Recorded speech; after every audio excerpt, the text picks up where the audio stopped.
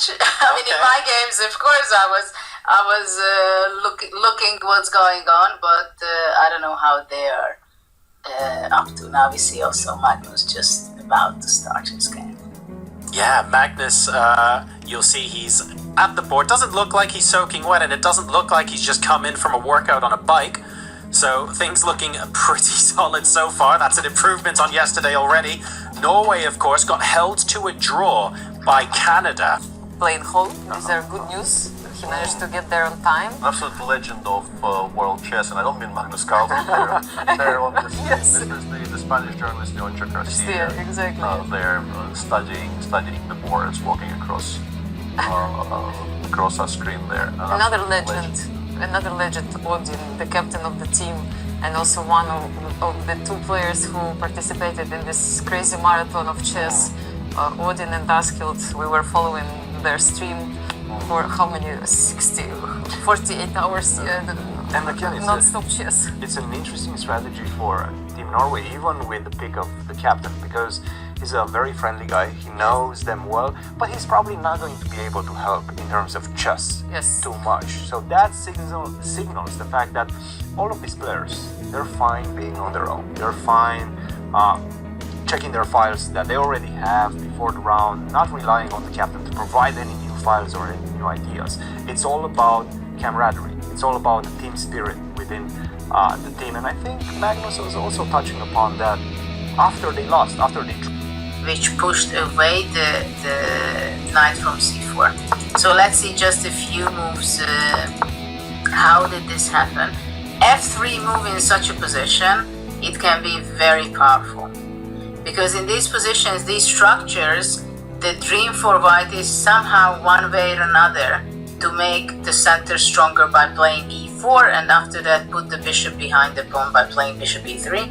Then white can have a huge advantage, strong center, and also blocking the power of the long diagonal bishop on b7. So black played rook d8, bishop e2, interesting. He wants to go out of all kind of moves like c5, because after c5 the white cannot capture because of the d3 bishop would be hanging. So this was a prophylactical move, preventing it. Knight c6 is a move which you have to be very careful playing moves like this to put front of your c-pawn, which means that you slow down to play c5 if ever you're going to be playing c5 in this game. Queen c2, just developing. This is the square for the queen. Rook c8, b3, very solid. Preparing to develop with the bishop, and after that defending the d4, and white would be ready to play e4. I guess one quick question here, which is, I'm guessing the white bishop on e2 is not looking to move away from that diagonal anytime soon. So is there any merit to playing b4 instead of b3 for white? B4 is possible, but many times you don't want to be so active. You know? Interesting. After b4, I don't know if black can go a5, for example, to provoke, because maybe b5 is possible that you gain some space, and queen b5 is not possible to knight e5 or knight d6. No, not knight e5, knight d6 is what I wanted first, yeah. But it just gives an extra target, I suppose. If you play b3, then black doesn't even have to consider a5 to begin with, because you're just playing a super solid move. You're not introducing a new target to attack. So it's just nice, calm, and unambiguous, I suppose. Actually, it's very interesting what you're saying to play b4. It's just b3 seems to be more stable for white or something, you know? Okay, yeah. That the c4 is stabilizing there, but b4 was, I think, just as well to consider that. It would make a lot of sense. So black played b5. Yep. It's not good if you have to play b5, to be honest.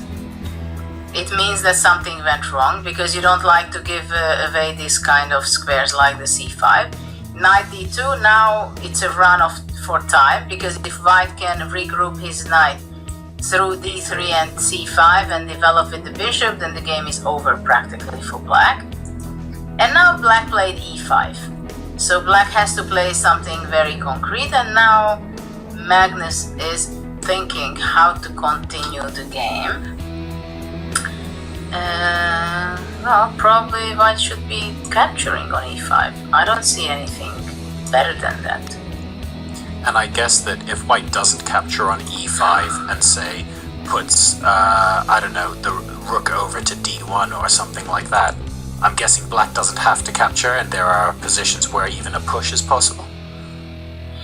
Well, now it's critical, I think, for white, because it's either you take on e5, or what I started to show on the board to play knight d3. This can be also something very interesting.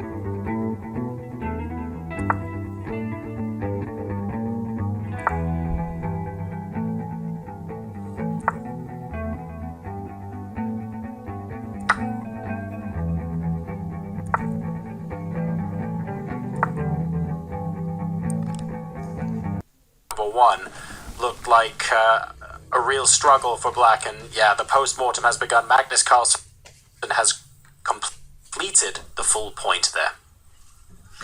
Yes, we stopped in the middle game somewhere where he offered sacrifice the pawn, and that's right. I want to see if that was taken. Go back and see that. Yeah. No, it was not taken. Black pushed e4 instead, and after knight c5, sacrifice knight d4. Interesting idea. Takes. And then white played king h1. E takes f3. Bishop, not bishop f3. G takes f3. Well, the problem for Judith, you said that black's idea in so many of these middle games is to try and make the bishop on b7 a monster, but sacrificing a knight for it is very, very committal. Exactly, and white still has a beautiful knight on c5, and black's problem is that queen a1 is not only that knight b7 would be possible, but also white could trap the queen on a1, so both knight b7 and bishop b2 would be good. And so black played after g takes f3, black moved away his bishop to a8, and after that bishop, interesting that bishop g5 considered to be not so good. I think bishop b2 probably is just kind of a very obvious move to be on the long diagonal, but I don't think g5 was such a mistake in this position. Both look pretty natural. Yeah, but still, I mean, on b2 somehow it looks better, but both looks winning. The only question is whether this a8 bishop can give a little problem for white by any means. I don't see how. Black reacted now rook d5, and then the simplification started. And also trying to exchange the queen, rook g1. So basically Magnus just collected the point in a way. Bishop b5 possible because cannot be taken because queen g7 checkmate. Yep. And black was already playing under 2 minutes, so it was that was also a problem, but that was not the biggest problem, it seems. Did this game this game did not eventually reach the time control then, I guess. So with 2 minutes left on the clock, if this is move 28 and you're playing